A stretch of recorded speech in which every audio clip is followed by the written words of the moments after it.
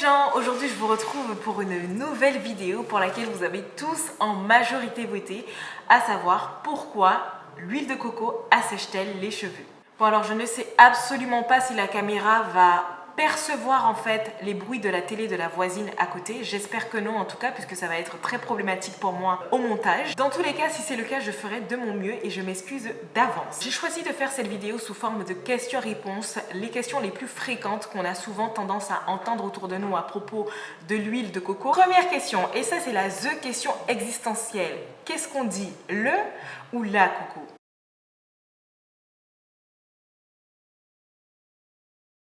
Aux Antilles, plus précisément en Guadeloupe, on va dire le coco pour parler du fruit tout entier. On utilise donc le genre masculin, que ce soit pour l'arbre ou encore son fruit.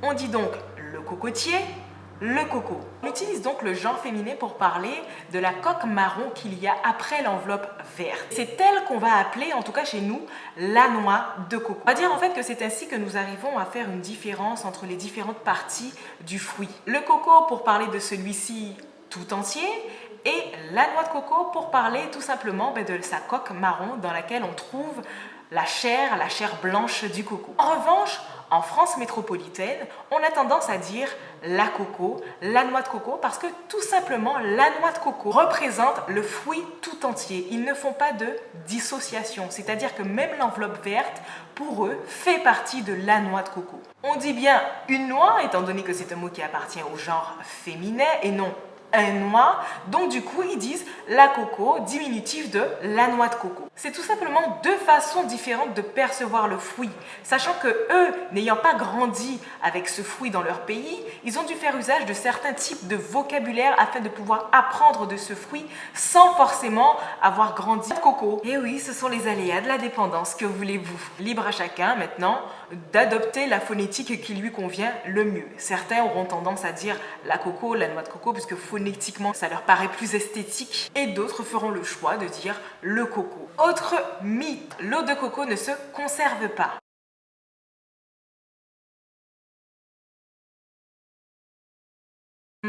C'est assez vrai.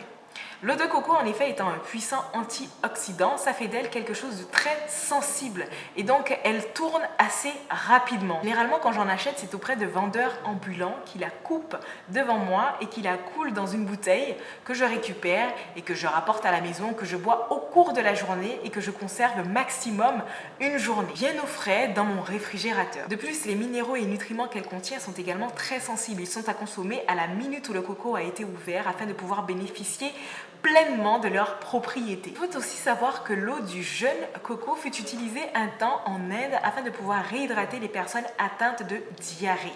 En effet, le liquide des jeunes cocos est stérile et se rapproche du liquide du plasma sanguin. On peut donc aussi soigner les irritations, encore les sécheresses oculaires avec. Autre mythe, l'huile de coco provoquerait des maladies cardiovasculaires.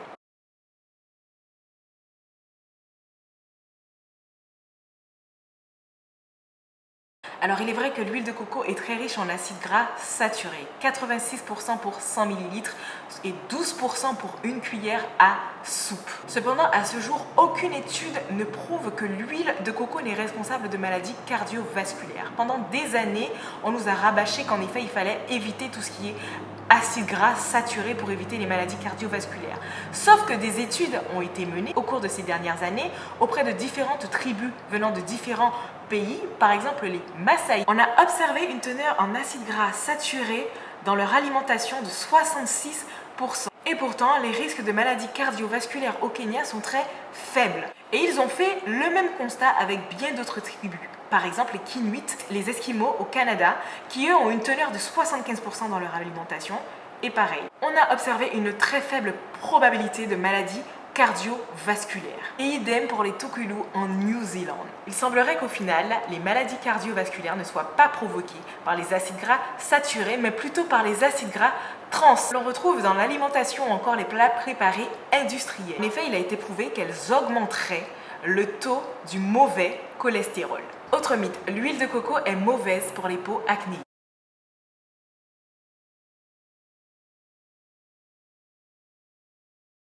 Comme nous venons venons de le voir, l'huile de coco est quand même assez riche en acides gras. En effet, même à sa texture, on sent bien qu'elle est bien épaisse et qu'elle est bien grasse. Si votre problème d'acné en tout cas vient d'une surproduction de sébum, en y ajoutant encore du gras, ça risque plutôt d'empirer les choses plutôt que de les améliorer. L'huile de coco fait d'ailleurs partie des huiles comédogènes et donc à éviter pour les peaux à tendance acnéique. Autre mythe, l'huile de coco assèche les cheveux.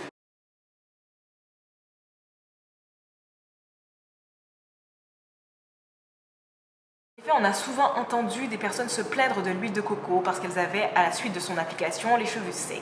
Il y a même des marques qui ont spécifiquement fait des gammes de produits excluant l'huile de coco. Mais en fait, l'huile de coco est très riche en acide laurique.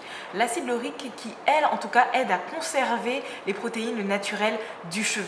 Elle pénètre également facilement la fibre capillaire. Donc quand on a les cheveux ternes, fins, fragiles, fébriles, elle peut être un atout majeur dans notre routine capillaire afin de pouvoir gainer le cheveu et compenser une éventuelle carence en protéines, puisque les cheveux fins et fragiles sont souvent sujettes à une carence en protéines. À l'inverse des cheveux épais, volumineux, à gros grains, comme on dit, eux sont rarement confrontés à ce type de problème.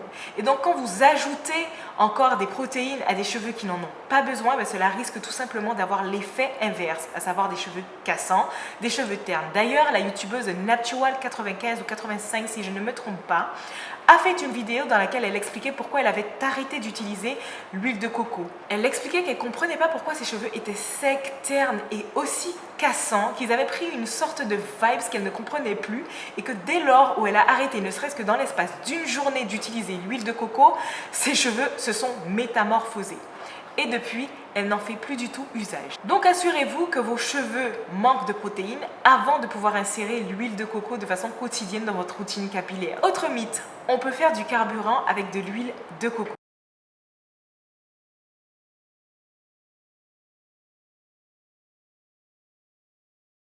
Ça c'est plutôt vrai. En effet, les pays bordant le Pacifique utilisent l'huile de noix de coco raffinée en tant que carburant. Ça pourrait nous être utile ça en Guadeloupe. Surtout qu'en ce moment on est en train de tous crier au prix excessif au niveau du carburant. On pourrait peut-être utiliser l'huile de coco comme carburant. En revanche, il est déconseillé d'avoir cette pratique dans les pays du Nord, car à moins de 17 degrés Celsius, l'huile de coco se durcit. Autre mythe, on peut faire des bains de bouche avec l'huile de noix de coco.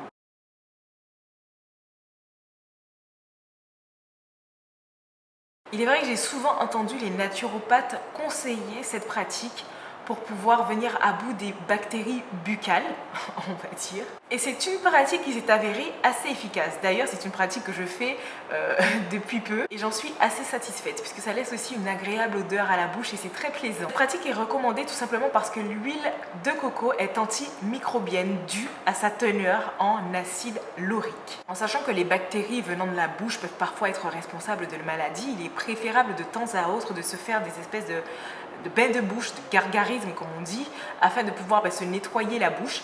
Et l'huile de coco semble être un excellent, en tout cas, choix à ce niveau-là. Et pour l'avoir testé, je la recommande. Autre chose, l'huile de coco a été conseillée aux femmes enceintes.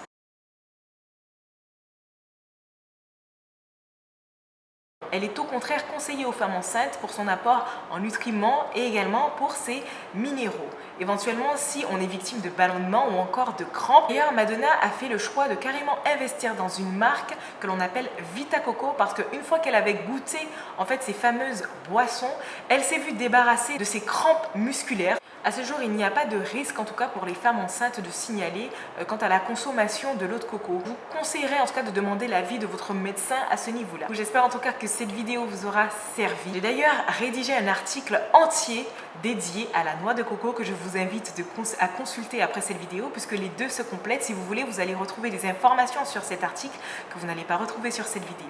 Donc voilà, je vais vous mettre le lien en barre d'infos.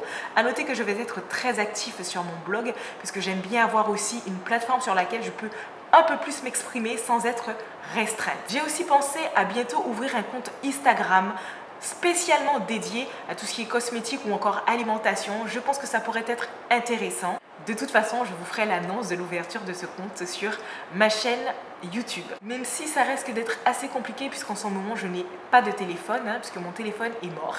Mais bon, je ferai au mieux. Et voilà, je vous dis à très vite et à très bientôt pour une prochaine vidéo. Gros bisous!